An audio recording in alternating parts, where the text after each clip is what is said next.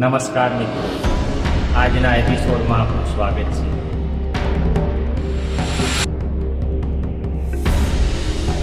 જ્યારે આપણે આકાશમાં દેખીએ છીએ ત્યારે આકાશમાં ઝગમગતા તારલાઓને દેખી અને અક્ષર આ જ પ્રશ્ન થાય છે કે આની ઉત્પત્તિ કેવી રીતે થઈ હશે અને સાથે સાથે આ પૂરા અસ્તિત્વની, આ પૂરા બ્રહ્માંડની ઉત્પત્તિ પાછળનું શું કારણ છે.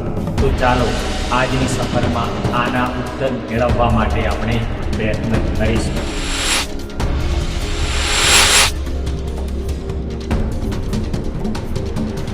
જ્યારે આપણા હિન્દુ શાસ્ત્રોનું વિશ્લેષણ કરીશું તો ખબર પડશે કે હિન્દુ ધર્મની શરૂઆત શિવથી થાય છે.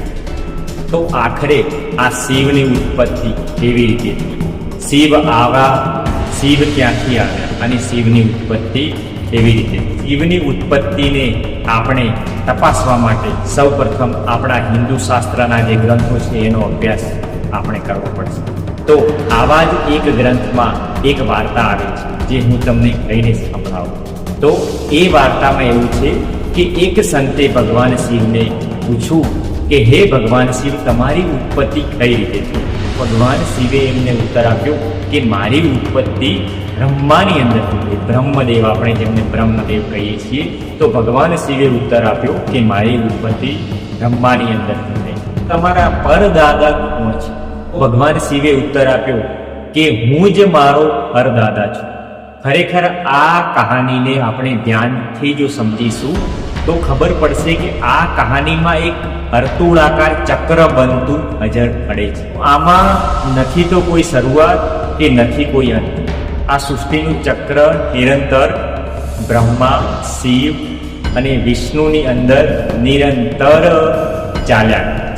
બિગ બેંગ થિયરીનું માનીએ તો આપણું બ્રહ્માંડ એક બિંદુમાંથી વિસ્ફોટ થઈને અને કર્મશેનો વિસ્તાર થઈ અને બનેલું છે. જ્ઞાનના પ્રશ્નનો એક ઉત્તર આપે છે કે બિગ બેંગના જે બિંદુ હતું, બિગ બેંગનું બિંદુ જેની અંદરથી સમગ્ર બ્રહ્માંડનો વિસ્તાર થયો, તો એ બિગ બેંગના બિંદુ પહેલા કોઈ પણ વસ્તુનું અસ્તિત્વ નથી.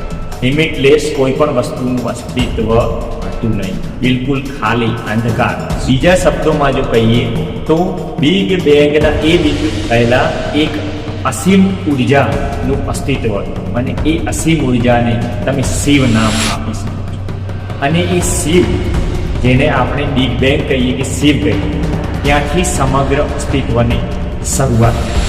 શિવનો પણ આ જ અર્થ થાય છે.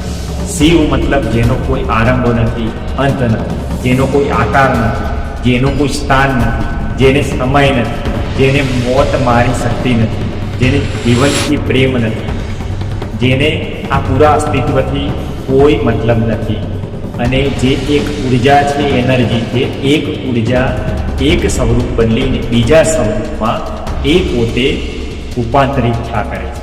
એ આપણા આધુનિક સાયન્સે પણ આ વસ્તુનો સ્વીકાર કર્યો છે કે દરેક વસ્તુનું શૂન્યમાંથી સર્જન થયું છે અને આખરે શૂન્યમાં જ એનો અંત થવાનો. મતલબ આપણી સૃષ્ટિની દરેક વસ્તુ શિવમાંથી આવેલી છે અને અંતે શિવમાં વિલીન થઈ છે. બીજા શબ્દોમાં શિવ જ અસ્તિત્વ છે, શિવ જ બ્રહ્માંડ છે અને શિવ જ સમગ્ર ચર અચર જગતને હલાવનાર એક અધિપતિ સત્તા છે.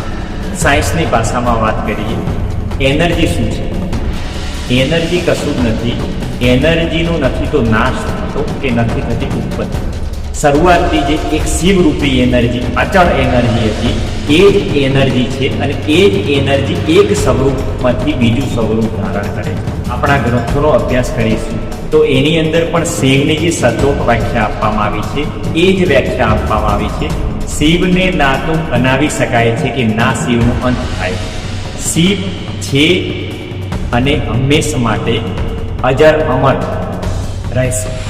જો તમારા શરીરમાં શિવ નહીં હોય, શિવનો મતલબ કે શિવરૂપી ઉર્જા, શિવરૂપી ચેતના, અને જેનાથી તમને પોતાના હોવાનો અહેસાસ થાય છે, એ છે શિવ.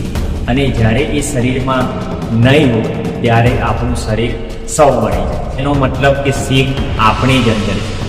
અને હજારો વર્ષોથી આપણા સંતો, આપણા શાસ્ત્રીય ગ્રંથો જાણે અજાણે આ જ વાતનો ઉલ્લેખ કરતા જોવા મળે છે. આપણે ભારતીય ગ્રંથોને સારી રીતે જાણીએ છીએ અને આપણા ગ્રંથો પણ સાયન્સ પર આધારિત છે.